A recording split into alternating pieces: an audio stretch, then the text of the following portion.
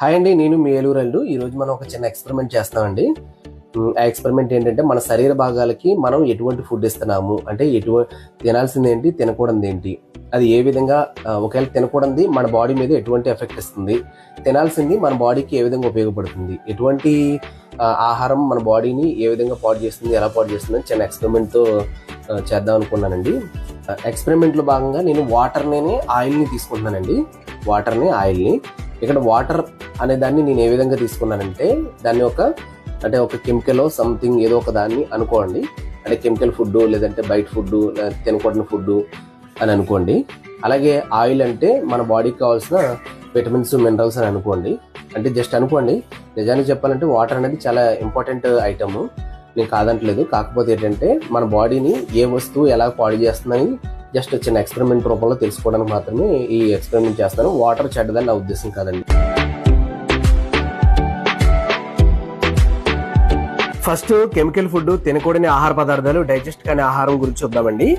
1-2 సార్లు తిన్నప్పుడు ఏమీ కాకపోవచ్చండి, కానీ ఎక్కువ సార్లు తినకూడని కెమికల్ ఫుడ్, అలాగే డైజెస్ట్ కాని ఆహారం తీసుకోవడం వల్ల మాత్రమే గ్యాస్ట్రిక్, కడుపు నొప్పి, అరగపోవడం, తలనొప్పి, గుండె జబ్బులు, క్యాన్సర్, మెదడు సంబంధించిన వ్యాధులు, అలాగే బరువు పెరగడం, పీసీఓడి, పీసీఓఎస్, పిల్లలు పుట్టకపోవడం, సెక్స్ సంబంధించిన సమస్యలు వస్తాయండి.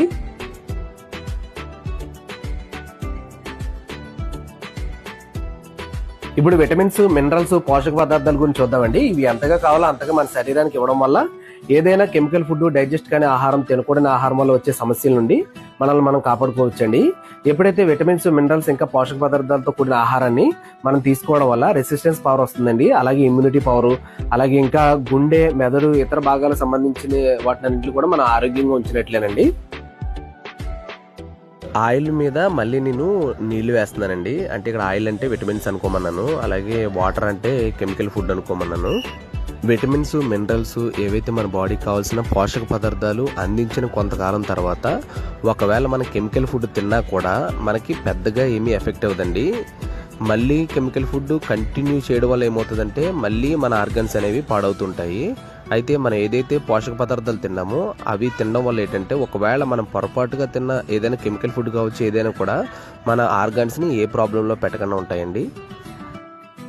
అయితే ఏ ఫుడ్ తినాలి, ఎలాంటి ఫుడ్ తినకూడదు అనేది తెలుసుకోవాలని అత్తయ్య గారు, మావయ్య గారు, బావగారు, మరిది గారు, అక్కగారు, మరదలు, పిల్లలు మాకు ఎలా తెలుస్తుందని మీరు అడిగితే ఫోన్ కాల్ ద్వారా కూడా తెలుసుకోవచ్చండి. స్క్రీన్ మీద నెంబర్ ఇచ్చాను, ఆ నెంబర్ కి కాల్ చేసి మీరు మా ఆఫీస్కి వచ్చి తెలుసుకోవచ్చు. మనం కడుపు నిండా తింటూ ఆరోగ్యాన్ని ఎలా కాపాడుకోవచ్చు, బరువు ఎలా తగ్గవచ్చు, డయాబెటీని ఎలా రివర్స్ చేసుకోవచ్చు, గుండెని ఎలా ఆరోగ్యంగా ఉంచుకోవచ్చు, మొత్తానికి ఆరోగ్యమే మహాభాగ్యం అనే భాగ్యాన్ని ఎలా పొందవచ్చు అని తెలుసుకుందామండి.